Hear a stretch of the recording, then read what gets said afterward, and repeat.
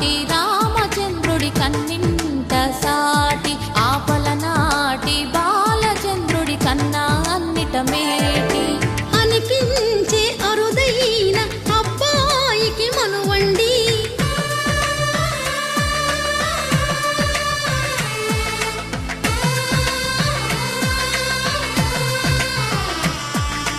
తెలుగింటి పాల సంద్రము కనిపించిన